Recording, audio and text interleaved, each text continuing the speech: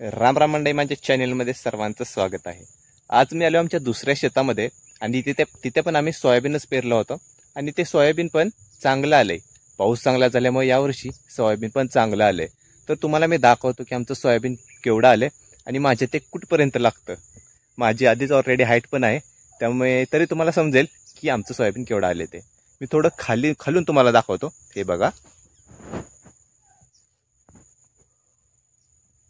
हे बघ. एक मिनिट, मी काय करतो, उभं राहतो आणि माझ्या कुठं लागते ते तुम्हाला दाखवतो. तर मी उभं राहिलोय, माझ्या इथं लागते कमराला. माझी 6 फूट उंची आहे, तर माझ्या निम्म्यात कमराला लागतंय, एवढं मोठं आहे ते. तर हे बघा, भरपूर अशी चांगली हाईट आली आणि एकसारखं सगळीकडे आहे. एकसारखं, कुठेही कमी नाही जास्त नाही, एकसारखं सोयाबीन आलंय. आम्ही याला मध्ये कोळपलं ना, त्यामुळे तर त्याला भरपूर ते उचललं.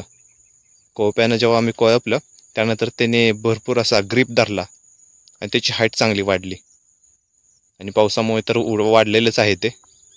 तर आजच्या व्हिडिओत आपण इथेच थांबू. भेटूया पुढच्या व्हिडिओमध्ये. तोपर्यंत bye bye and take care.